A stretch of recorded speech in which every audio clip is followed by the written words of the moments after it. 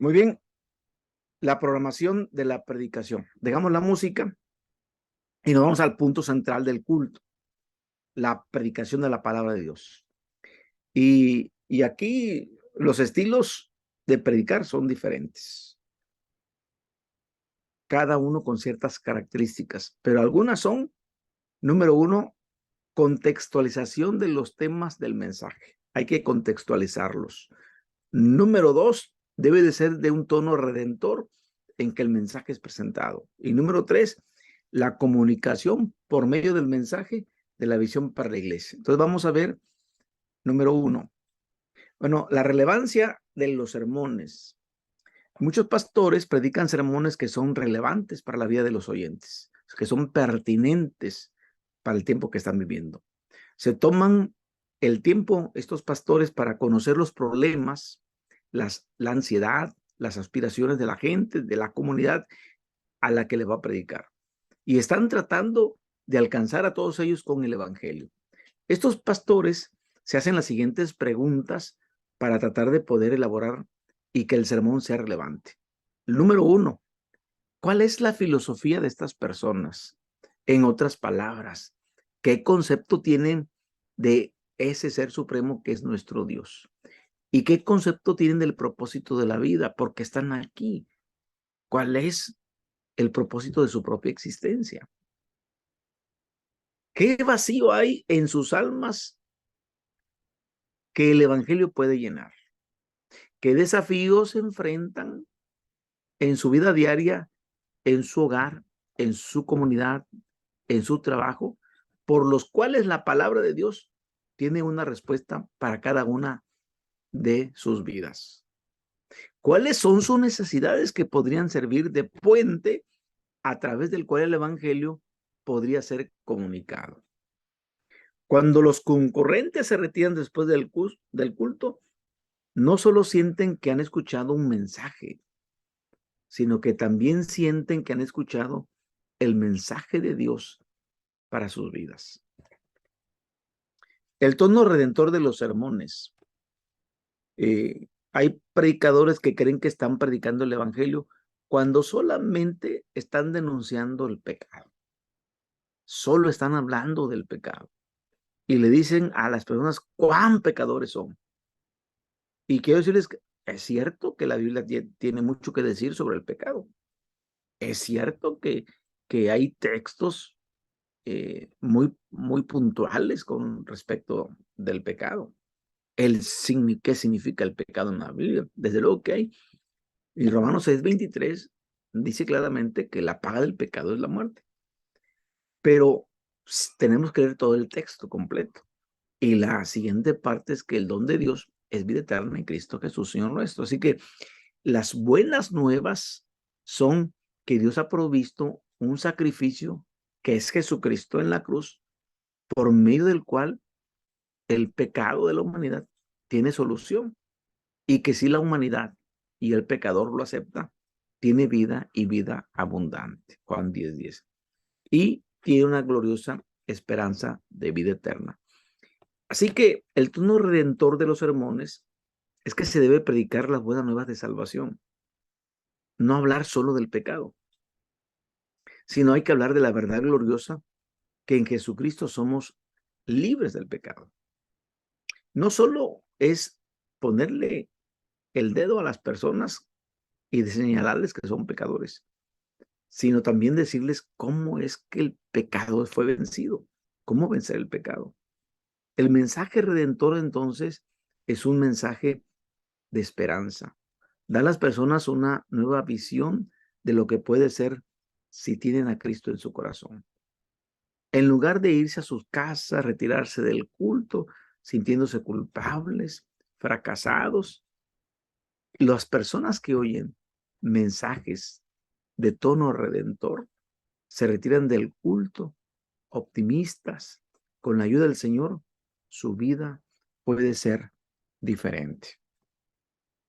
Comunicación de la visión por medio de los sermones. Esta es otra característica de la predicación, es mantener viva la visión para la iglesia. Es decir, aquí estamos y cómo esperamos estar en 5, en 10 años, y en la presión se debe presentar la visión para toda la iglesia. A través de los sermones, el pastor comunica tanto la meta como las prioridades de la iglesia. Y en consecuencia, todo mundo, toda la gente, todos los miembros empiezan a captar la visión, la sienten y se sienten contentos de pertenecer a esa iglesia que tiene planes y metas. Es una iglesia que marcha, que sigue adelante, que tiene plena convicción de que tienen a Cristo como guía. Es a ese tipo de iglesia que los miembros tienen mucho gusto de invitar a sus familiares. Te invito a mi iglesia. Se sienten contentos de estar en la iglesia y no tienen empacho, decimos acá, de hacer invitaciones a sus amigos, a sus familiares, porque quieren también tenerlos aquí con ellos. O aunque al principio los visitantes quizás no entiendan lo que es la visión de la iglesia, pero con el tiempo van a entender que es una iglesia que va a estar creciendo, que va a estar creciendo, que va a crecer y que incluso más tarde va a ser sembradoras de otras iglesias. Así que muchos de ellos van a tener ya ese sentimiento positivo, tanto para su vida como para su ministerio. Desde luego que en este tipo de lanzamiento, en este culto de apertura, la invitación para aceptar a Cristo como Salvador es necesaria. Para muchos cristianos evangélicos, la invitación al final del sermón es de gran importancia. Teológicamente se basa en el hecho de que Jesús invitó a la gente a seguirle. En muchas ocasiones hacía esta invitación en público y le dijo a Felipe: hey, tú, sígueme, en Juan capítulo 1. Por lo tanto, extender la invitación se basa en esa convicción de que la gente necesita hacer una decisión pública de seguir a Cristo, de aceptar a Cristo como su único Salvador personal. Y quiero decirles, mis queridos hermanos, alumnos, es una experiencia inolvidable. Muchas personas recuerdan el día en que se rindieron a Cristo, lo aceptaron como Salvador. Ese tipo de invitación directa ha sido utilizado eficazmente en muchas partes. Yo lo apropio y yo cada vez que tengo la oportunidad de compartirle a alguien, busco interesadamente en que las personas abran su corazón y acepten a Cristo como su Salvador. Quizás yo no los voy a ver porque me los encontré en un avión, me los encontré en un bus, pero voy a procurar buscar el enlace o de darle seguimiento, o que en el lugar donde él viva o resida encuentre la manera de que alguien le esté dando seguimiento. Como hemos dicho, hay que cultivar amistades, presentar el mensaje de manera gradual, también dar la oportunidad para que las personas acepten el evangelio en su propio hogar o prepararlas para que hagan la decisión en un culto así como de evangelismo o en un culto así como de lanzamiento, de apertura.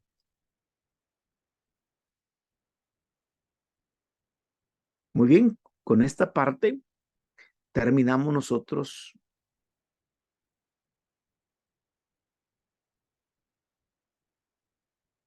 lanzamiento. Y ahora vamos a poner termina la fase de lanzamiento y vamos a poner la siguiente fase, que es la fase de desarrollo.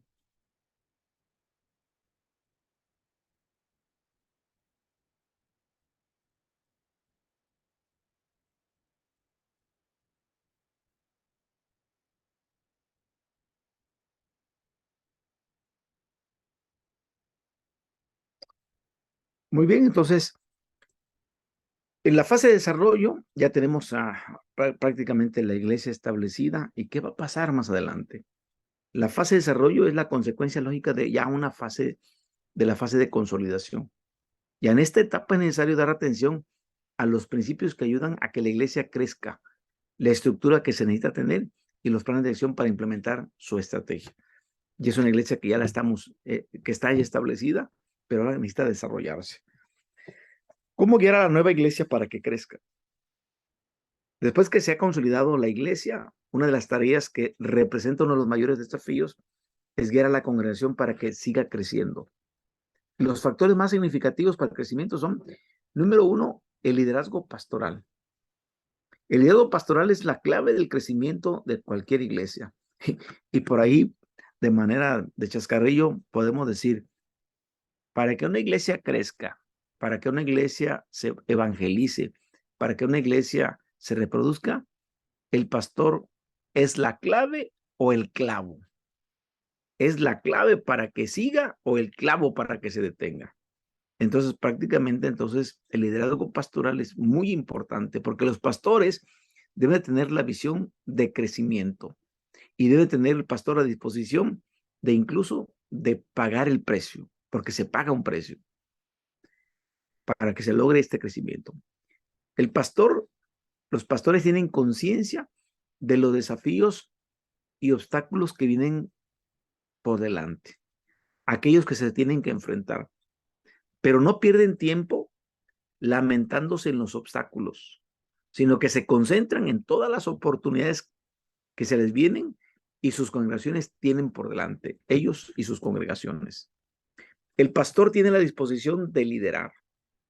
Él comparte la convicción básica que es responsabilidad del pastor brindar un liderazgo fuerte a fin de que la iglesia desarrolle y alcance todo su potencial.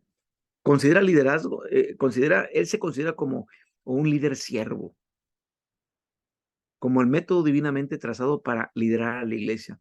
Aquí es importante notar que no se considera como alguien autócrata o dictatorial. No es alguien que tiene la última palabra y no es alguien que aquí se hace lo que yo digo. No. En cambio, él se ve como un motivador, alguien que va al frente, que va haciendo las cosas, pero va motivando para que otros la hagan. Él ha recibido la visión y la comparte, busca la manera de comunicarla a la membresía y presentarle también a la membresía el desafío para que llegue a ser parte de esa misma visión. Cree el pastor que este es el modo como la visión se debe de convertir en realidad para la iglesia. El pastor se compromete a quedarse con la iglesia por mucho tiempo. Es decir, ya la sembramos y hasta aquí la queremos desarrollar y entonces debe haber un compromiso de tener al pastor por mucho tiempo. El pastor, es importante que el pastor no considere que la iglesia que está pastoreando es solamente un trampolín o un peldaño que lo lleve a pastorear una iglesia más grande. Que estoy en una iglesia muy pequeña y estoy aspirando a una iglesia de 250 o 500 miembros. Pues estoy en aquí decimos en México, en este ranchito, en este pueblito, y pues está una iglesia muy pequeña. Pero mi intención es que esto es como un peldaño para que me den una iglesia más grande, para que la administración general de la iglesia se fije en mí y me puedan mover. Debe sentir que el lugar que donde sirve al Señor es el lugar donde Él quiere que esté. Y el pastor se siente entusiasmado y desafiado por la oportunidad de trabajar en esa pequeña congregación muy en particular. Él está pensando en ser pastor por mucho tiempo en ese lugar. El pastor que aprende técnicas de administración, que desarrolla habilidades administrativas, le va a ayudar porque sirven para organizar y para administrar las actividades de la iglesia. No solamente se trata de estudios bíblicos, teológicos, sino incluso administramos personas, administramos muebles e inmuebles. Hay muchas cosas que implica la administración de la iglesia. ¿Y qué incluye? Bueno, que yo me capacite, que yo disponga de materiales, que desarrolle nuevas estructuras, que tenga nuevos métodos, a fin de que la obra de la iglesia progrese. Progresen los niños, progresen los jóvenes, progresen las mujeres, progresen los varones, progresen los ministerios. Prácticamente todo implica administración, porque la administración implica no solamente los recursos humanos, sino implica los recursos económicos, los recursos financieros. Reacción positiva a los cambios. Para que también esto desarrolle el crecimiento de la iglesia que crece reacciona positivamente a los cambios. En lugar de que se sientan amenazados por los cambios sociales, económicos y políticos, no trata de aferrarse a decir, no, es que esto así lo hacíamos así hacíamos las cosas antes. Pues eso era antes, pero ahora las cosas han cambiado. Y quiero decirles, por ejemplo, aquí en México, este, durante más de 70 años, gobernó un partido político. Y últimamente nos está gobernando otro partido político. Y se han visto cambios, quieras o no, cambios políticos. Pero luego hay cambios sociales. Incluso a cuántos no les tocó una recesión económica. Y los cambios económicos no solamente afectan al país, afectan también a la iglesia. Y prácticamente uno tiene que estar reaccionando de manera positiva a los cambios. Encuentras formas de aceptar el reto que representan los cambios y diseñas métodos que te ayudan a alcanzar y disciplinar a las personas. Los cambios a los cuales estas iglesias han respondido y responden incluyen los siguientes. Fíjense, cambio de supervivencia a prosperidad. Muchos hermanos nuestros han subido en cuestión económica desde lo más bajo hasta lo más alto. Alguien que empezó vendiendo frutas con un carrito, hoy tiene una gran frutería o tiene un restaurante y económicamente han crecido. Algunos de ellos estuvieron aquí en México en la depresión económica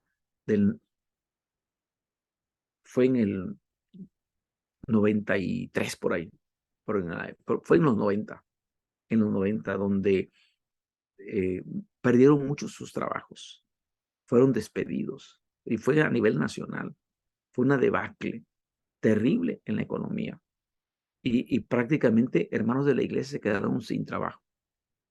Pero aparte de que pasaron esa depresión económica y que en muchos países, me imagino que en Argentina pasa igual, con depresiones económicas terribles, y estas experiencias han provocado que los hermanos desarrollen una modalidad que se llama modalidad de supervivencia.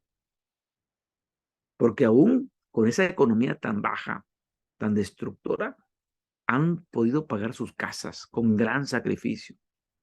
Han conservado sus negocios, han conservado lo que tienen y lo que tienen lo han tratado de conservar. Pero esta actitud la llevan a la iglesia. Si el edificio de la iglesia ya está pagado o están a punto de pagarlo, de terminarlo de pagar, a veces son reacios a planes de arriesgarse, extenderse y agrandar el edificio, o edificar o mudarse a otro lugar. Dicen, no, no, no, no, no. Estamos nosotros en modo de supervivencia. Y decimos, hermano, es que esto ya pasó. Ya debe haber un cambio de supervivencia a prosperidad. O sea, esta falta de disposición de arriesgarse inhibe mucho el potencial del crecimiento de sus iglesias. Esto lleva a ser conformistas, en lugar de tener una estrategia agresiva para evangelizar, para alcanzar a más personas. No quieren invertir, no quieren comprar Biblias, no quieren comprar materiales. No, sus planes y programas no están enfocados a los inconversos. Están tratando de mantenerse, como mantuvieron su casita en la recesión. Así están superviviendo. Y así pretenden estar en modo de supervivencia dentro de la iglesia. Cuando tenemos que tener el cambio a la prosperidad en el sentido de tener ese desafío de guiar a la congregación a pasar de una mentalidad de supervivencia a una de prosperidad, diciendo, hermanos, nos estamos aburriéndonos aquí viendo la cara a los mismos todos los sábados. Es aburrido. Yo así les digo a la iglesia, es aburrido ver los mismos. Necesitamos meter gente nueva, tener gente nueva. No tenemos que estar en modalidad de supervivencia. Vamos a la prosperidad, vamos a tener planes agresivos para traer personas nuevas para esto. Y si es necesario cambiarnos de lugar, cambiemos de lugar si esto ya no funciona. Mire, estuve en un templo, hermanos, donde y consulté con el arquitecto. Le dije al arquitecto, remodelo o tiro el templo y lo construyo de nuevo. Dice, es mejor tirarlo, se gasta más en la remodelación que tirarlo y hacerlo de nuevo. Digo, porque el templo que me dieron es pequeño, pero lo saturamos de gente, bendito sea Dios. Y la gente, si no llegaba puntual al culto, tenía que estar en la calle escuchando el mensaje. En la calle se sacaban, ponían sillas en la calle porque no cabían. Tiramos el templo y pusimos gente sentada abajo y gente sentada arriba, mezanín, y se volvió a llenar, bendito sea Dios. Pero el asunto es de que teníamos un programa agresivo de evangelización. Teníamos un programa agresivo de evangelización que implicaba que teníamos que estar atorándole con más dinero porque la construcción ameritaba. Rentábamos, me acuerdo que rentábamos un local y llegó el momento en que nos metimos en obra negra a nuestro templo, a nuestra casa de oración, porque aquí hay un dicho muy conocido, ojos que no ven, corazón que no siente. Y le digo, los hermanos veían, hermanos, faltan ventanas. Yo pongo las ventanas, yo pago las ventanas, yo pongo el piso, yo pongo esto. Y había esto, los hermanos se desbordaban porque se daban cuenta de cómo estaba llegando la gente. Entonces es bien importante estar listos a los cambios. Segundo, cambio de monocultura a multicultura. De lo monocultural a lo multicultural. Por ejemplo, en iglesias en Estados Unidos perciben los cambios sociológicos que están ocurriendo dentro de su comunidad. ¿Por qué? Porque ciudades que eran anglos, están llegando muchos hispanos. Y curiosamente me dijo, hermano, no, cuando yo llegué a este país, éramos poquitos los hispanos que estábamos en el templo. Y ahora somos más hispanos que anglos. Están creciendo. Pero entonces, aquí el asunto es que va a haber un cambio de una sola cultura a varias culturas. Porque cuando hablamos de hispanos, no hablamos solamente de mexicanos. Hablamos que llegan guatemaltecos, salvadoreños, hondureños, bueno, brasileños, bueno, argentinos están ahí. Entonces, están en Estados Unidos, de Norteamérica, iglesias que le llaman iglesias hispanas porque hablan, son hispanos parlantes, pero la iglesia es anglo. Y prácticamente entonces, los anglos están dispuestos a hacer cambios para no perder a la gente. Hay escuelas sabáticas bilingües, tienen cultos bilingües, cantos, anuncios, testimonios, los hacen en ambos idiomas, predican en ambos idiomas. Ellos, los predicadores, son sus mismos intérpretes cuando hablan en inglés y español, porque conozco amigos pastores así, que hablan los dos idiomas. Las diferentes etapas entonces de la asimilación cultural en que se encuentra la gente y la capacidad lingüística del pastor y el personal, o sea, el liderazgo, son factores a considerar al determinar el método que una iglesia en particular quiera adoptar. Pero el factor más importante es que el pastor y los miembros de las iglesias tienen que estar comprometidos con el hecho de que el propósito principal de la iglesia es predicar el evangelio. No se trata de preservar cultura, se trata del Señor, se trata de Cristo. Lo que se tiene que preservar es el evangelio. La cultura pasa a segundo término. Cultos de adoración dinámicos. Lo mencionamos cuando hablamos de la música. El crecimiento de las iglesias que crecen se relacionan mucho con los cultos de adoración, en donde incluyen a todos los miembros. Hay mucha variedad en el formato en estas iglesias, pero fíjense que tienen un común denominador. Los cultos de adoración incluyen a todos los miembros. A veces también los jóvenes quieren poner solamente música para ellos. Y les digo, abran el abanico y pongan cantos para todas las edades. Para los hermanos de la tercera edad, los hermanos grandes, que los himnos son inspiracionales para ellos, son inspiradores para ellos, pongan himnos. Pero también a los jóvenes con música contemporánea. Inclúyanlos a todos. Cuando estas iglesias son capaces de cambiar formatos de culto, entonces están decididos a alcanzar también a jóvenes y adolescentes. Porque nosotros, por ejemplo, en nuestro país, en México, yo me he dado cuenta que muchas iglesias, su formato es de un culto de gente grande.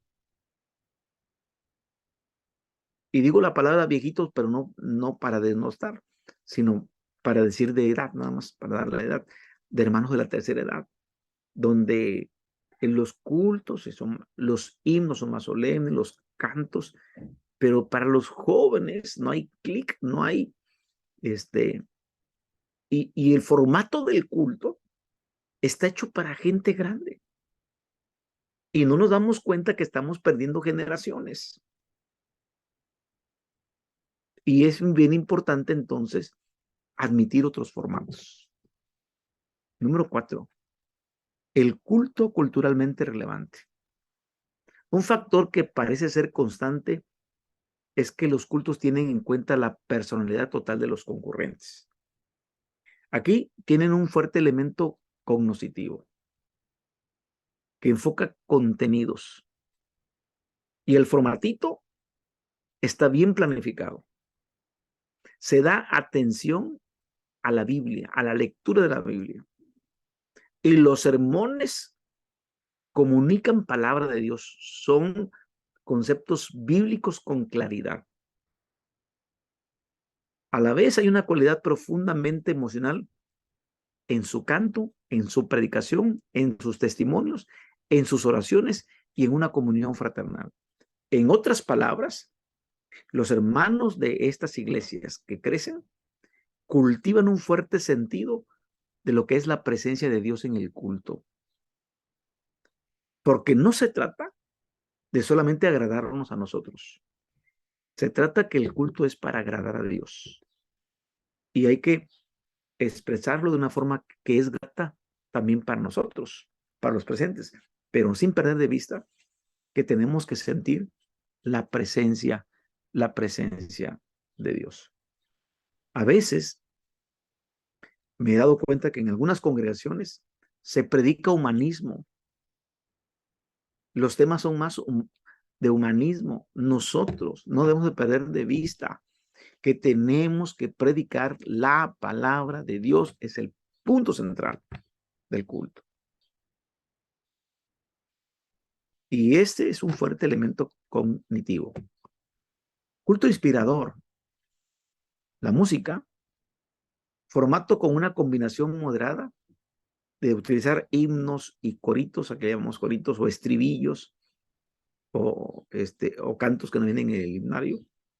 Estos estribillos o coritos tienen un sabor latino por el tipo de alabanza contemporánea. Y esto puede ser indicativo de un grado de asimilación a la cultura anglo o quizá de que haya más disponibilidad de este tipo para otras congregaciones.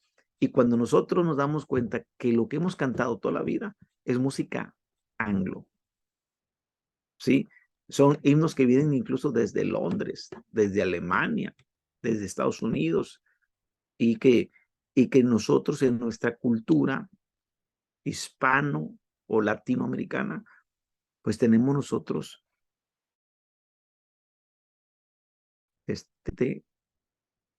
otro formato, un sabor diferente, un sabor latino. Los instrumentos, coincidiendo con la utilización de la música en la alabanza, más de la mitad de las iglesias que crecen utilizan guitarra, tambores, teclado y otros instrumentos, además del piano y el órgano. En la mayoría de los casos había un ambiente de alegría y festejo en el culto de adoración. Hace muchos años yo tuve la experiencia, creo que fue en el 2006 o 2000, por ahí, 2006 o 2006, que por ejemplo en cultos congregacionales en Guatemala no utilizaban la marimba. Como que la marimba era un instrumento así como del pueblo y como que no para alabar. Pero sorpresivamente en alguna de las últimas convenciones que he ido a Guatemala, yo dije, primero me llamó la atención que metieron la batería.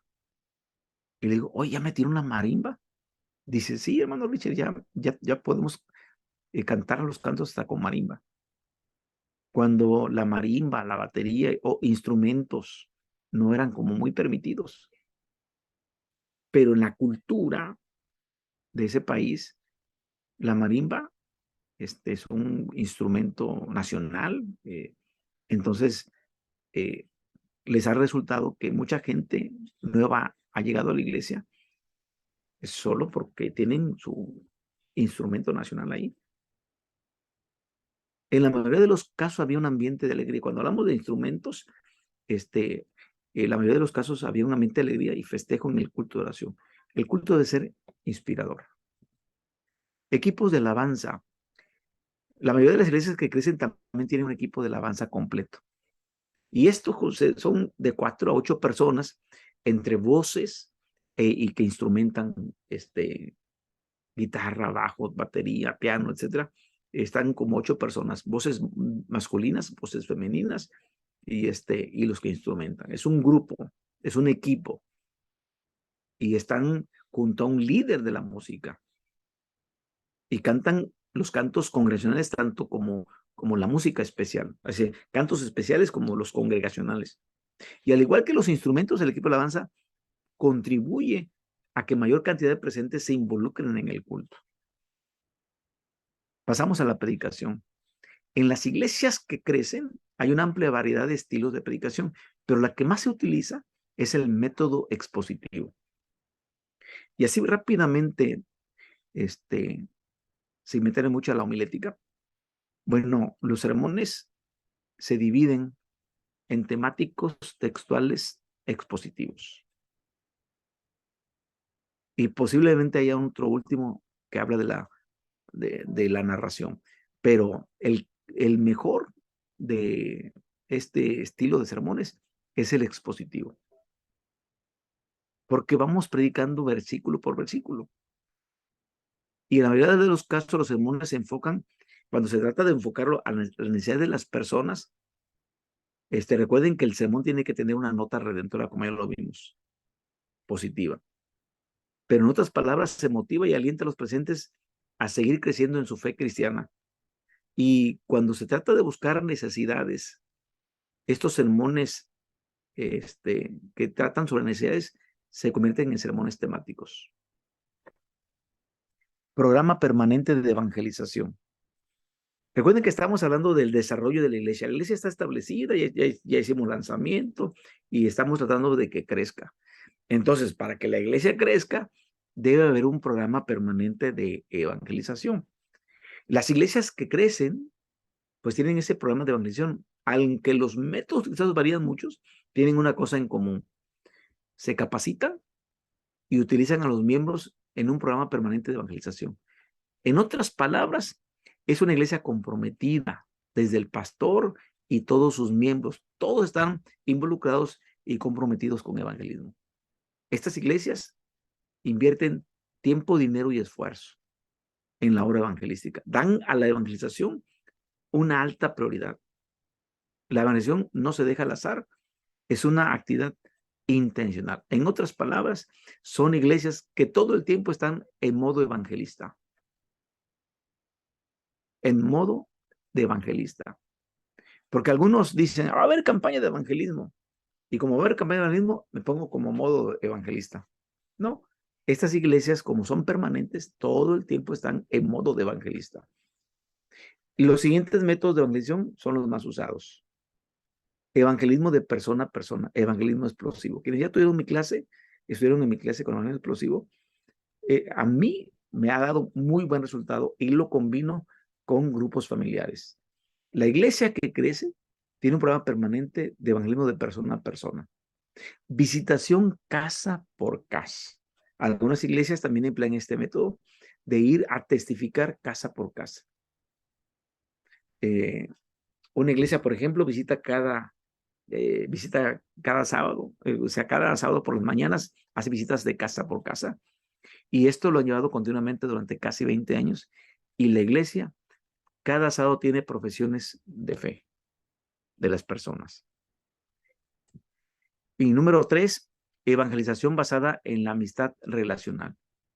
Aquí la amistad es los miembros de la iglesia buscan la manera de relacionarse con las personas, haciéndose sus amigos Y ya que son sus amigos y que entablan amistades tanto en su trabajo, en la escuela o en su comunidad, es tan constante que lo hacen, que ya es parte de un estilo de vida. Y muchas de las personas que son alcanzadas son profesionales o empleados de oficina, es decir, de donde ellos trabajan, de donde ellos se ocupan.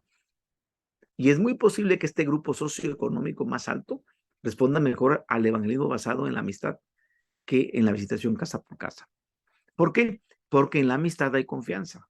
Y en la amistad hay manera de darte permiso, de ven a mi casa y quiero escuchar la palabra de Dios. ¿Por qué? Porque eres mi amigo, porque somos amigos, nos conocemos en el trabajo. Yo les decía, el trabajo es como tu segunda casa. Pasas 8 horas en el trabajo. Si el día tiene 24, más, nada más descuenta las horas de dormir, 8 horas, más las horas de comida y más las horas de trabajo. Prácticamente, entonces, en nuestro trabajo, comemos hasta con los compañeros de trabajo, degustamos alimento, compartimos el alimento, conocemos su problemática y nos hacemos amigos. Entonces, esta es una evangelización basada en la amistad relacional. 4, evangelización en base a suplir necesidades, que pueden ser caravanas de amor, que pueden ser buscar. Hay una iglesia en Chiapas, que a mí me encantó cómo trabajan. Ellos, en esa colonia, detectan si alguien falleció, aunque no es de la iglesia, ellos lo que hacen es las hermanas preparan comida para, para acompañar a la familia que perdió un ser querido y llevan comida, acompañan ahí y les llevan a la viuda, le llevan material, despensas, etc. Están con ellos como parte de la comunidad, los abrazan, están con ellos y de esa manera han llegado familias completas a la iglesia. Es una iglesia que está creciendo, sus membresías de más de 1,000 personas. Acaban de tirar su templo y hacerlo, lo hicieron mucho más grande, no, está grandísimo el templo. No hablan español, el 99% de sus cultos son en tzotzil, no hablan español, pero su dinámica de predicar el evangelio es en base a suplir necesidades. Y otros de los servicios que es dar alimentos para la cena, distribución de ropa, ayuda médica, etcétera, ayuda educativa, necesidades físicas, etcétera. Número 5, evangelización en base a campañas. La iglesia programa por varias noches de cultos de evangelización al aire libre en parques, plazas, zócalos, esplanadas, con cultos inspiradores y con predicadores especiales. He estado predicando en diferentes partes del país, aquí en México, y donde son varios días de predicación. En Guatemala he estado por una semana predicando diario en una cancha, en un espacio deportivo, y donde cada noche, con música, con cantos, con alabanza, con oración y con la predicación de la palabra. Y a las personas que escuchan el evangelio, los hermanos le dan seguimiento. Se invierte mucho dinero, porque aunque consiguen prestado la localidad del parque y todo eso, hay que contratar un buen audio. Gastan mucho en sonido. A veces, si no hay techo, poner la carpa, poner el toldo, se invierte mucho dinero. Hacen campañas por televisión, pagan la señal, volantes, videos, etcétera. Entonces, sí se le invierte mucho dinero, pero si económicamente pueden, lo hacen. 6, evangelización por medio de grupos familiares, que esto también es hermoso, es bonito. Se lleva a cabo en las casas y con frecuencia las personas de trasfondo católico romano, que vamos a tener mañana un tema especial de esto, son reacias a asistir a una iglesia protestante, le llaman ellos, o evangélica, pero que también están dispuestos a participar en un estudio en las casas porque dicen, mientras no voy al templo, en una casa, pues no hay ningún problema. La gente no me ve y puedo entrar a la casa de un amigo. Asimilación de los nuevos miembros. Las iglesias que crecen incluyen planes para recibir a los visitantes y asimilar los nuevos miembros. Las visitas hacen que las visitas se animen para que regresen, los hacen que se motiven. Y los miembros a eso van a visitarlos para que regresen. Además de lograr que los visitantes se sientan bienvenidos, se esfuerzan por incorporar a los nuevos en la vida de la iglesia. Algunos lo hacen por medio de clases para nuevos convertidos, como el de Nueva Criatura. Otros por medio del discipulado, sistema integral de discipulado. Otros por medio de grupos familiares. Lo importante es que se interesan en asegurarse de que las personas nuevas lleguen a ser parte de al menos uno de los grupos de la iglesia, ya sea el curso Nueva Criatura, ya sea el de discipulado o el de grupos familiares. Un plan claro para discipular. La iglesia que crece hace énfasis en el discipulado y utiliza la escuela sabática, como ya dije hace un rato, y también una hora para discipular. Se cumple de varios modos, uno a uno, de persona a persona, en grupos de célula, en grupos pequeños, o por estudios bíblicos entre semana. Y otro método para discipular es poner a los nuevos a trabajar bajo la dirección de un creyente maduro. Un laico comentó, es admirable que rápido aprende la gente cuando tiene una oportunidad de estar involucrada en un ministerio de la iglesia. Y eso es muy importante, los empezamos a involucrar en un ministerio de la iglesia.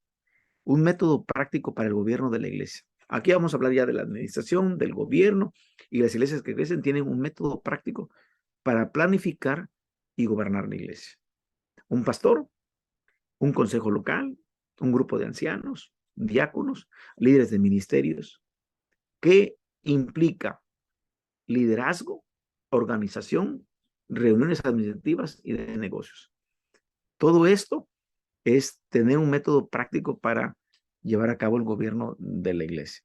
En México existe un manual que se llama el Manual de la Iglesia y ahí vienen las pautas para tener una buena organización y una buena administración. Estilo de liderazgo. El pastor tiene que brindar un liderazgo fuerte a la iglesia para que crezca.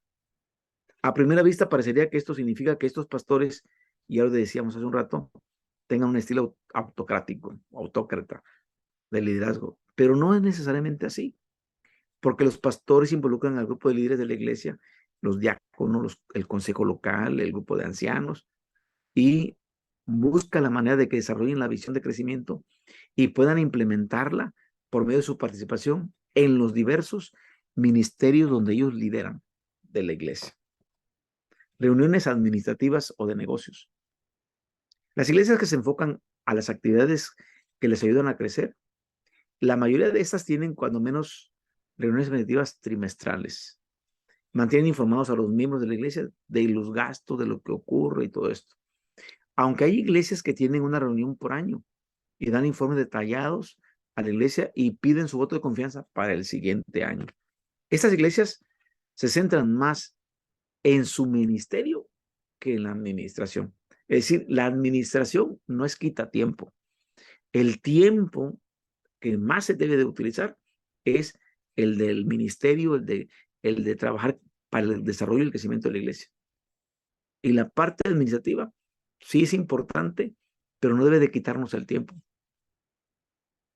Debemos de darle también su espacio, ya de poder dar informes claros de qué se hace con el dinero, cómo se distribuye, cómo entra, cómo sale, y dar una información clara, detallada y transparente. Así que estas iglesias se centran más en su ministerio que en la administración. Y los diáconos y los integrantes del consejo de la iglesia son vistos por la misma iglesia como obreros del Señor y no como administradores. Lo ven más como parte del área espiritual que del área administrativa. Tener un vibrante ministerio de oración. Esto es muy interesante. Las iglesias que crecen tienen un vibrante ministerio de oración. Realizan reuniones en los hogares de oración durante la semana.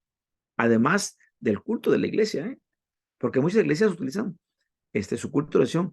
¿Se acuerdan cuando vimos evangelismo explosivo de la importancia de tener compañeros de oración? Entonces, las iglesias que crecen también son aquellas que tienen compañeros de oración. Y a fin de enriquecer su ministerio de oración y su discipulado, varias de las iglesias están usando estudios como mi experiencia con Dios. Voy a compartirte cómo es mi experiencia con Dios a través de la oración. Aquí en México, en La Verdad Presente, nuestra editorial de la iglesia, cada semestre edita un libro que se llama Pan para el Alma. Y Pan para el Alma son oraciones diarias con un breve mensaje bíblico. Son muy hermosos. Entonces, Pan para el Alma. Y otros materiales que ayudan a su congregación a andar más cerca del Señor. Instalaciones adecuadas. Las iglesias que crecen dan pasos de fe y han obtenido o esperan obtener instalaciones que les ayuden a crecer. Tienen planes completos para mejorar sus instalaciones. Los planes son a mediano, a largo plazo y demuestran que con actividades, el espíritu de trabajo de la congregación y sus líderes. Mira, no solamente estamos trabajando en lo espiritual, también están trabajando en lo material. Pero yo les voy a dar un eslogan que me inspira mucho. Una iglesia que trabaja en lo espiritual siempre va a ser bendecida en lo material. Siempre. Cuando uno se traza planes de programas de iglesia de crecimiento, de evangelización, siempre Dios va a proveer lo material para salir adelante. Compromiso con la mayordomía. Las iglesias que crecen han conseguido un alto grado de compromiso de parte de sus miembros en el área de los diezmos y las ofrendas. Son fieles diezmadores, ofrendan de todo corazón, lo hacen con agrado, lo hacen con alegría. Y el factor principal es que los miembros han desarrollado un sentido profundo de responsabilidad. Quiero decirles que nosotros, aunque estamos abriendo una iglesia, no hemos dejado de diezmar en nuestra congregación, es decir, en nuestra iglesia madre. Y es bien importante decir que nosotros estamos comprometidos con nuestra mayordomía. Y yo recalco con mis hijos que trabajan, todos los que trabajan, tengo 4 o 3 trabajan. Entonces le dije, ustedes quieren ser bendecidos, no se hagan infieles a su mayordomía, sean fieles a Dios, sean fieles a su mayordomía. El que los miembros den se relaciona directamente con 3 cosas. ¿Por qué los miembros dan? Primero, porque tienen una buena comprensión bíblica sobre su mayordomía. Segundo, porque han comprendido acerca de las metas de la iglesia y están procurando alcanzar y por eso se comprometen con ellas. Tercero, tienen un profundo sentido de confianza en el ministerio y en el liderazgo del pastor. Están confiando que lo que se ofrenda, lo que se diezma, está bien canalizado, está bien reportado, está bien informado, y entonces crece el compromiso de la mayordomía. Expresiones de la vida de la iglesia. Este es otro factor que contribuye al crecimiento de la iglesia. Y quiero decirles que es el equilibrio entre las diferentes expresiones de la vida de la iglesia. Y algunos expertos en iglesia crecimiento las dividen así, las expresiones de la vida de la iglesia, en 3 categorías: célula, congregación y celebración.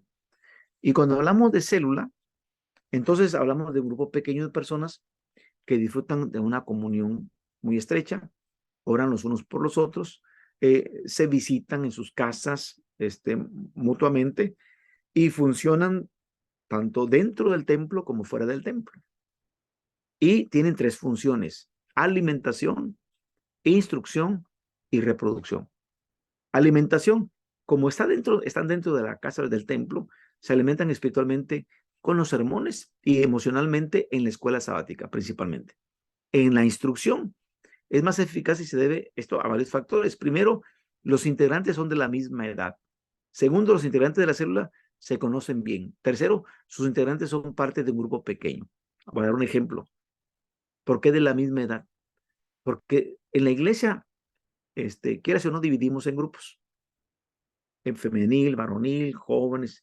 Entonces, los jóvenes casi son de la misma edad, adolescentes de la misma edad, y así están buscando matrimonios, etc. Entonces, allí reciben instrucción de acuerdo a su edad. Reproducción. Así como el cuerpo humano se reproduce a través de células y crece por medio de esta reproducción celular, lo mismo sucede en el cuerpo espiritual. La iglesia, al dividirse en grupos pequeños, allí dentro del edificio, por ejemplo, la escuela sabática se divide en niños por diferentes grados y de esta manera la iglesia está creciendo. ¿Qué pasa con las sociedades? Que las sociedades se instituyeron para dar un acompañamiento espiritual de acuerdo al género y a la edad.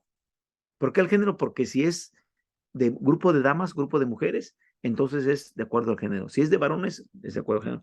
Si es de edad, a adultos, a jóvenes, adolescentes y hermanos de la tercera edad. Es decir, se pueden distribuir de diferentes maneras. Y cuando hablamos ya de las células fuera del edificio, que funcionan fuera, estas pueden tener dos propósitos. Primero, fortalecer la vida espiritual de los miembros de la iglesia fuera del edificio. Y la segunda es evangelizar a los que no han aceptado a Cristo como su Salvador. Entonces, algunas iglesias establecen células en varios sectores de la ciudad, donde sus miembros que viven lejos y que les es difícil llegar al culto de entre semana, al templo, tengan sus células cerca de sus casas para puedan reunirse y que no pueden llegar aquí al edificio. Y el propósito es que se fortalezcan espiritualmente, que estudien la palabra y que también estén alcanzando a otras personas con el evangelio. Los grupos de célula evangelísticos en casas son un buen método para alcanzar a las personas para la salvación. Segundo, congregación. Dejamos célula y ahora nos vamos con congregación. Una expresión vital de la vida de la iglesia es la congregación. Y a veces la gente tiene la idea de que la iglesia está compuesta de una congregación. Lo cierto es que la iglesia, excepto las que son muy pequeñas, que no rebasan los 15 miembros, tienen varias congregaciones. Ya lo explicaba hace un rato. Congregaciones que son sociedades, mujeres, varones, niños, adolescentes, jóvenes, adultos mayores y también matrimonios. Nos hemos convertido aquí en México en especialistas de departamentos y sociedades. Sobre todo en sociedades. Tenemos escuelas sabáticas para todas las edades. Tenemos temas para todos los grupos. Tenemos reunión de varones con temas para los varones. Tenemos reunión de mujeres con temas para las mujeres. Tenemos reunión de jóvenes con temas para los jóvenes. Tenemos congresos de jóvenes, congresos de mujeres, tenemos congresos de matrimonios, congresos de adultos mayores. Es decir, nos hemos vuelto especialistas. Hablo aquí en México. Celebración. Llamamos celebración a la experiencia de adoración de la iglesia. Y la celebración, la iglesia se reúne para adorar, para celebrar. Recuerden, el sábado no solamente es recordar la creación, ¿eh? El sábado es un día de celebración. Es el día también en que resucitó Cristo. Es un día de celebración. Así que en la celebración la iglesia se reúne para adorar a Dios por medio de cantos, lectura de la palabra, la ofrenda, las oraciones, la predicación de la palabra, la celebración de las ordenanzas, etc. En la celebración hay una percepción de que Dios está en medio de nosotros y que su pueblo anhela adorarle en espíritu y en verdad. En la celebración hay gratitud. En la celebración hay arrepentimiento, hay petición, hay intercesión, hay dedicación. En la celebración se disfruta de la comunión con Dios, pero también de la comunión con los hermanos en la fe. La celebración es diferente de otras expresiones de la vida de la iglesia. Planes para el crecimiento de la iglesia. Entonces, las iglesias que apuestan a crecer, ellos ponen planes de crecimiento bien definidos. Las iglesias que se estancan tienen pastores y miembros que solamente se concentran en actividades del mantenimiento de su edificio y de su alimentación espiritual intramuros. Aunque esas actividades de mantener el edificio y de dar alimento intramuros es importante, no la denostamos. Pero si solo se dedican a eso, entonces se convierten en una organización egocéntrica. Es decir, solo están trabajando para ellos. No están poniendo baterías, ni planes, ni programas para los de afuera. La prioridad de este tipo de iglesia, pues es únicamente sobrevivir. Y recuerden, una iglesia que no evangeliza se fosiliza. Repito, una iglesia que no evangeliza se hace fósil, se fosiliza. Se van haciendo iglesias de viejitos. Y lo digo en el buen sentido. No me malentiendan. La prioridad de este tipo de iglesia es únicamente sobrevivir. Pero las iglesias que crecen, ellos dedican esfuerzos, actividades que van a contribuir al crecimiento. Y ellos incluyen establecer metas de crecimiento y trazar planes de acción para alcanzarlas. Así que vamos a hablar un poquito de metas de crecimiento. Establecer metas de crecimiento. Establecer metas es una de las actividades más importantes de la iglesia. Cualquier organización que no tiene metas tangibles, visibles, definidas y medibles, se va a estancar. Las metas deben de ser, número uno, alcanzables, para que los miembros se sientan inspirados a trabajar en ellas. Pero también es muy importante que las metas puedan ser medibles, porque lo que no se mide, recuerden, no se mejora. Entonces hay que medir y también para mejorar. Esa es la única manera de saber cuándo se ha avanzado o cuándo se ha logrado. Por ejemplo, si nuestra meta es en este año bautizar a 50 personas, y nomás pongo un ejemplo.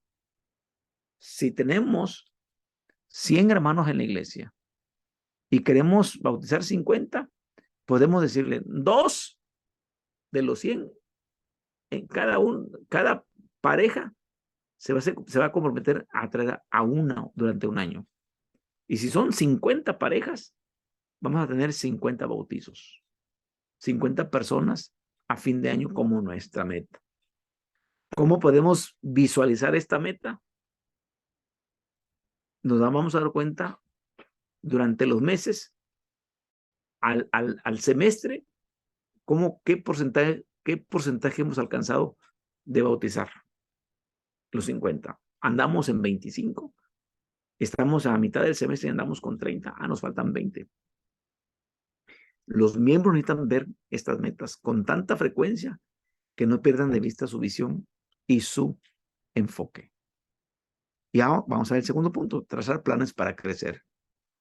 Después de establecer metas, es necesario trazar planes de acción. Se necesita contestar la siguiente pregunta. ¿Qué planes de acción vamos a trazar para alcanzar estas metas? A fin de que los planes produzcan resultados. 1. ¿Qué actividad o actividades se llevará a cabo para alcanzar la meta? 2. ¿Durante qué periodo de tiempo? 3. ¿Quién será, decimos acá, el guapo, la persona o personas encargadas de llevar a cabo esta actividad? Número 4. ¿Cuánto se requiere? ¿Cuánto vamos a gastar? Y quiten la palabra gastar. ¿Cuánto vamos a invertir? ¿Cuánto dinero vamos a tener para hacer esta actividad? Ciertas culturas están acostumbradas a planificar para el futuro con respecto al crecimiento de la iglesia. Para algunos, tratar de establecer metas es adelantarse. No, es que te estás adelantando al Espíritu Santo. Dios es el que agrega. ¿Qué te pasa? Acuérdate lo que dice Hechos 2:47. Está bien. Dios es el que agrega. Pero el que no me hace irresponsable. Yo tengo que tener un plan. Tengo que trazar un plan. Tengo que ponerle metas. Es muy importante, como ya lo hemos dicho, buscar la dirección del Señor en este proceso de planificación. Y es lo que les digo. Dios no bendice planes, ni proyectos, ni métodos, ni técnicas. Acuérdense, Dios bendice personas que quieran trabajar con Él. Se trata de trabajar. Pero también tenemos que hacer planes. Miren, ahí en Hechos, acaban de terminar el concilio, en Hechos capítulo 15. Fue Pablo y Bernabé a encarar a los de Jerusalén y a poner en claro cómo es que se iban a admitir o cómo es que se iban a asimilar a los gentiles dentro de la iglesia de Dios. Pero luego él tiene planes de hacer otro recorrido para visitar las iglesias. Hace su plan. Y el Espíritu Santo le dice, no, no, no, no, no, no, no, no. Déjate de visitar iglesias. Hay que abrir nuevos campos. Y le aparece la visión de Hechos 16. Un macedonio le dice, ven y ayúdanos. Y Pablo deja el continente asiático para entrar al continente europeo. Sí, hay que dejar que el Espíritu Santo trabaje, que Dios trabaje, pero hay que tener planes. Si el Señor nos cambia los planes, bendito sea Dios, Él no los cambia, pero hay que hacer planes. Tenemos que adaptar socioculturalmente los planes para el crecimiento de la iglesia. Para que nosotros desarrollemos planes para el crecimiento de la iglesia, debemos de tomar en cuenta el nivel socioeconómico de la congregación. Fíjense, algunos sociólogos afirman que los grupos socioeconómicos más bajos, sea cual fuera el país en que vivan, México, Argentina, Colombia, Venezuela, el que quieran, comparten lo que se denomina la cultura de la pobreza. No trazan planes para el futuro debido a su pobreza, porque no saben si disponen de recursos al día siguiente. En otras palabras, decimos aquí, viven al día. A veces no saben si mañana van a comer o no van a comer. Así que es importante tener en cuenta que son algo reacios a trazar planes para el futuro porque no están acostumbrados a hacerlo en su vida diaria. En estos casos, los miembros no están acostumbrados a trazar planes para el futuro de la iglesia, pero se pueden hacer varias cosas. Número uno, ayudar a los miembros a tener más fe. Número dos, ayudar a los miembros a planificar en periodos más cortos de tiempo. Si les resulta difícil pensar en planes para 10 años, entonces hagan planes para los próximos 6 meses. Con el correr del tiempo, se van a acostumbrar a establecer metas y podrán ser guiados a extenderse a un periodo de más tiempo, como un año, o 2 o 5, etcétera, etcétera. Y tercero, los planes de acción necesitan también ser muy sencillos para que los puedan comprender y los puedan llevar a cabo. Muy bien, hermanos, comentarios.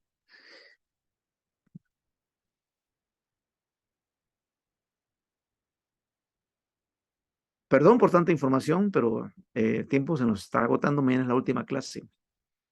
Termina nuestro curso. Y hoy quiero que estén trabajando en su proyecto, que tengan el tiempo. Así que con tiempo les di que ya empezaran su proyecto.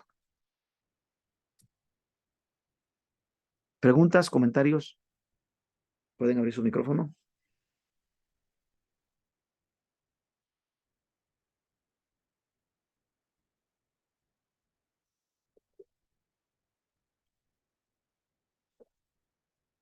¿Están callados todos?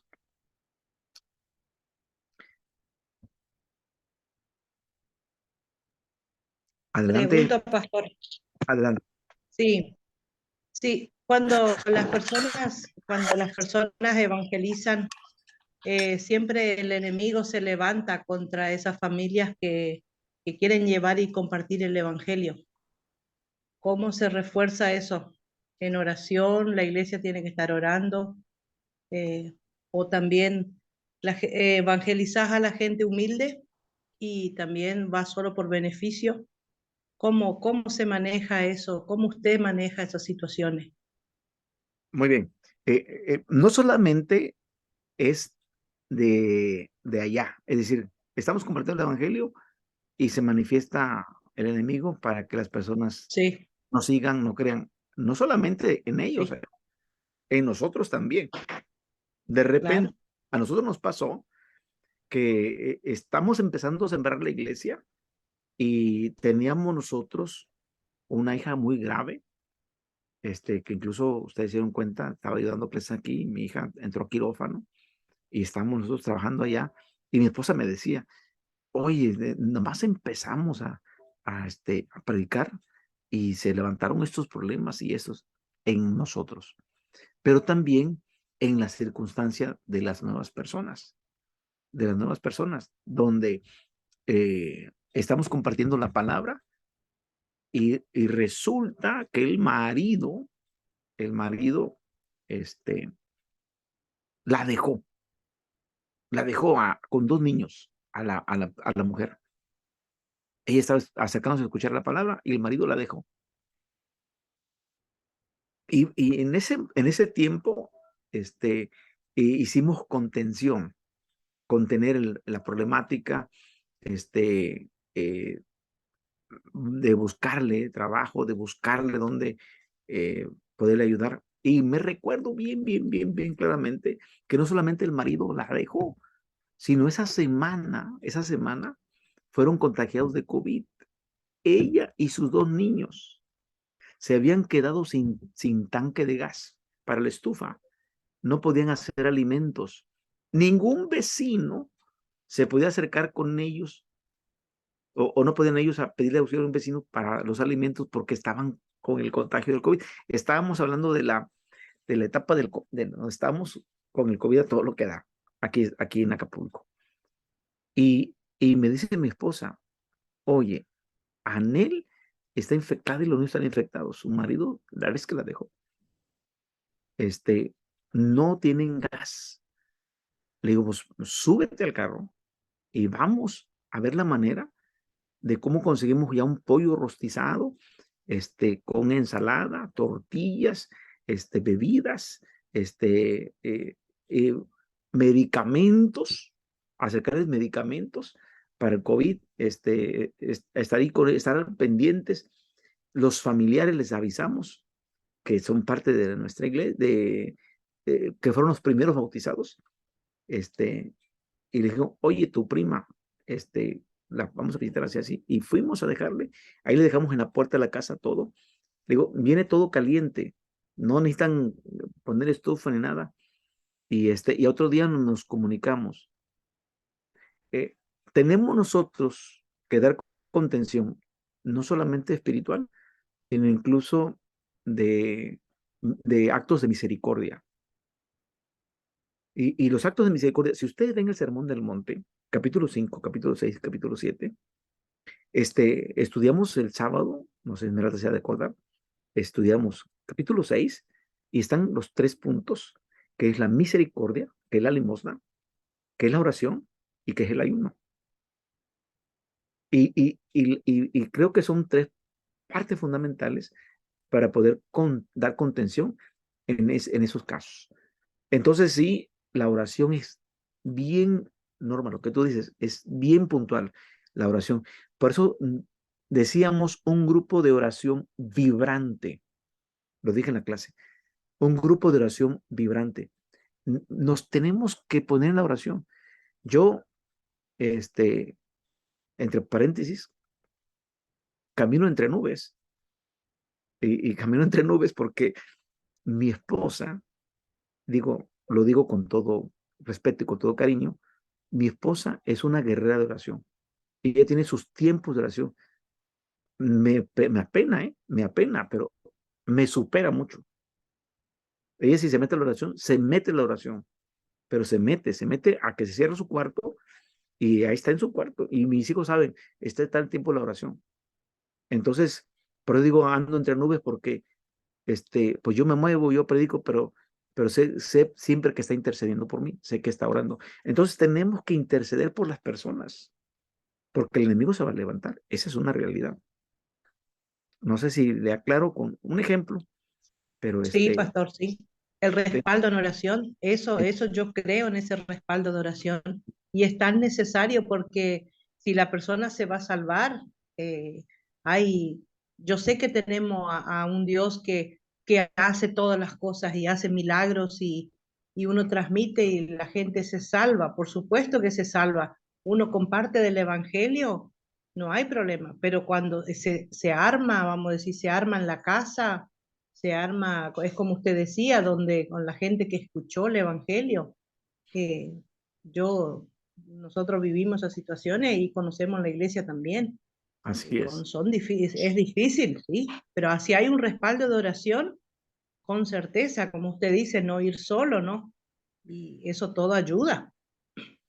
Y otro ejemplo que les doy es que nuestro hermano que toca la guitarra, y vamos a ver la mañana la clase este, de otro tipo de cultura. Y él tocaba en una iglesia católica. Se convierte a Cristo, se bautiza. Y recién bautizado, en su trabajo le explotó. Claro, El 90% de las personas que les explota una llanta de tráiler claro. fallecen. Entonces, Sí, sí, perdió la vista. Las esquirlas le entraron en el ojo, en los claro. ojos. Y nos alarmamos, se llevó a la oftalmología, lo operaron a los 4 días, cuando lo dieron haber operado de emergencia. Y nosotros, Señor, oramos para que, pues Claro, no le daban esperanza de la vista. Y nosotros decimos, este hombre vive solo, trabaja claro, de arreglar llantas, ¿qué va a hacer? Y entonces sí, oramos mucho, y me dice, hermano, ya veo mejor, ya lo veo, ya lo distingo, ya es el oftalmólogo, no cree lo que está pasando, porque le dijeron, claro, hicimos lo que pudimos, pero quedó destruido su ojo. Sin embargo, claro, no ve al 100%. Y claro, nos dijo, hermano, me la pasé llorando, y yo dije, Señor, yo he tenido fe en ti y no quiero perderla. Hermanos, claro. el sábado lo hubieran visto dirigir el culto con la guitarra. Ya no ve al 100%, pero ya se puede mover, ya puede caminar, ya puede esto. Y y nosotros estamos tan preocupados diciendo, hijo, está recién bautizado, apenas aceptó al Señor, y le vino esto, porque Claro. quien se esmera ya sabemos. La oración puede mucho. Se entrega, sí. Hay una Es, entrega y una lucha. Gracias, es, pastor. Gracias, gracias. Esmeralda tenía la palabra, decía algo. No, adelante. Pues sí es importante, mi hermano, todo lo que usted nos dice y ciertamente a veces no creemos que este tipo de situaciones sucedan. Sin embargo, ahí es cuando tenemos que trabajar mucho con la congregación para, para aprovecharnos de esos ministerios, ¿no? El grupo que va a estar orando, quienes van a estar compartiendo la palabra, quienes van a estar haciendo el trabajo. Pero cuando somos un grupo más pequeño, hermano, como que es doble carga, ¿no? Como que ahora me va a tocar participar en dos cosas y a ti en dos cosas. Bueno, no hay nada imposible, ¿no? Para nuestro Dios y pues para las capacidades que Él nos ha provisto. Pero sí es mucho trabajo, mucha información, pero nos da ánimo, al menos a mí me alegra tener más herramientas. Un sueño de nosotros como misiones poder tener nuestra iglesia. Y pues nos quedamos siempre con cómo se le hace, ¿no? ¿Qué más hacemos? Pero pues ahora ya tenemos la información. Ahora nada más necesitamos buscar el equipo para poder echar a andar este sueño que hemos tenido por años, años enteros, hermano. Que sea de bendición. Pues Amén.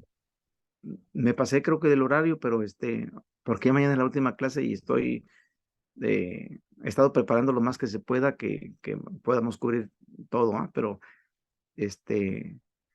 siempre estaré a sus órdenes, para si sus proyectos que vayan a hacer como tarea sean de proyectos de realidad, pues cuenten conmigo.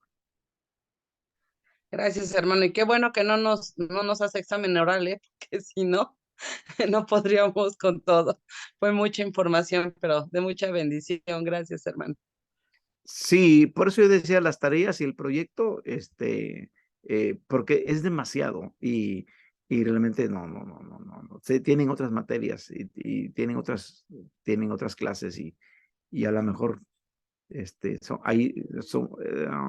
digo, hay otros estilos, ¿no? De, de, de trabajo y a lo mejor está muy cargado de tareas, pero trato de que ya es la última, ya no hay más tareas, ¿eh? Ya ahorita más el proyecto y ya. Fueron 3 tareas y el proyecto. Por eso decía que los que faltan de cumplir con 2 tareas o una tarea, háganlo porque son puntos, no los dejen ir, son puntos, son puntos. porque el proyecto sí lo voy a revisar más a detalle, más a detalle. Y la mayoría de ustedes van bien, buena calificación, porque me han gustado sus trabajos. Dios les bendiga. Vamos a orar para clausurar. Te amamos, Padre Santo, te bendecimos con todo nuestro corazón y te damos gracias por este tiempo. Te pedimos por los alumnos que están presentes y también por aquellos que han de ver la grabación. Sean sus vidas bendecidas, sus iglesias también. Ayúdanos a todos. Te lo pedimos, Padre, en el nombre de Cristo Jesús. Amén. Dios les bendiga, mis hermanos. Gracias, hermano.